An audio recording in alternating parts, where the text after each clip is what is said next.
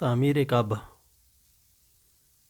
جب قریش نے خانہ کعبہ کی تعمیر شروع کی تو اس وقت حضور صلی اللہ علیہ وآلہ وسلم کی عمر مبارک 35 سال تھی۔ پرانی عمارت میں شگاف پڑ جانے کی وجہ سے نئی تعمیر کے پیش نظر اسے گرانا ضروری تھا، مگر کسی کو بھی اسے گرانے کی جرأت اس کی عظمت کے پیش نظر نہ ہو سکتی تھی۔ سب سے پہلے ولید بن مغیرہ نے اس عمارت کا کچھ حصہ گرایا تھا۔ تعمیر کعبہ کے لیے ہر قبیلہ کا الگ الگ حصہ مقرر تھا۔ اس کا معمار باقوم رومی معمار تھا، جس کو روم سے بلایا گیا تھا۔ 605 عیسوی میں قریش نے خانہ کعبہ کی تعمیر نو سر انجام دی تھی۔ اس سے پہلے اس کی تعمیر 2 مرتبہ ہو چکی تھی۔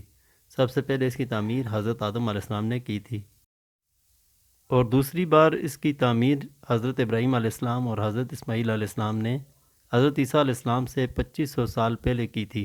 خانہ کعبہ کی چھت کے لیے لکڑی ٹوٹے ہوئے تجارتی جہاز سے حاصل کی گئی تھی، جو کہ ولید بن مغیرہ نے خرید کر دی تھی، اور اس کی چھت مصری قبطی نجار نے ڈالی تھی۔ تعمیر خانہ کعبہ کے دوران عرب سرداران میں حجر اسود کی تنصیب پہ جھگڑا ہوا تھا۔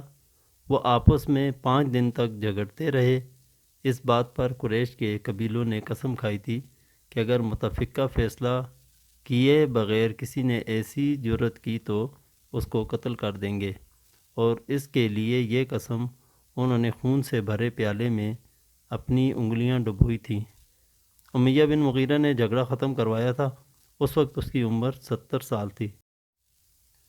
اس نے یہ تجویز پیش کی تھی کہ فیصلے کے مطابق الصبح مسجد الحرام کے مقرر دروازے یعنی باب الصفا سے سب سے پہلے جو داخل ہوگا وہ حجر اسود نصب کرے گا۔ جب حضور صلی اللہ علیہ وآلہ وسلم خانہ کعبہ کے دروازے سے داخل ہو رہے تھے تو سرداران قریش نے آپ صلی اللہ علیہ وآلہ وسلم کو آمین کہہ کر پکارا۔ آمین کا لقب آپ صلی اللہ علیہ وآلہ وسلم کو 596 عیسوی 35 سال کی عمر مبارک میں ملا تھا۔ حضور صلی اللہ علیہ وآلہ وسلم نے اس جھگڑے کے فیصلے کے مطابق ثالثی کے فرائض سر انجام دیے تھے۔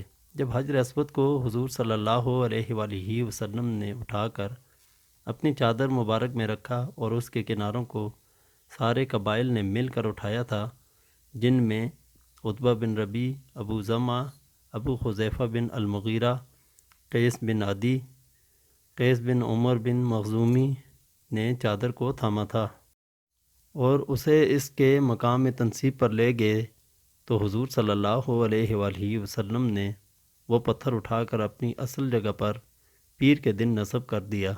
تعمیر نو سے قبل خانہ کعبہ کی اونچائی قد سے قدرے اونچا اور اس کی دیواریں ہاتھ اونچی تھیں، جو کہ حضرت اسماعیل علیہ السلام نے مقرر کی تھی۔ خانہ کعبہ کی تعمیر 6 مرتبہ ہوئی تھی۔ اولین تعمیر کعبہ فرشتوں کے ہاتھوں سر انجام پائی۔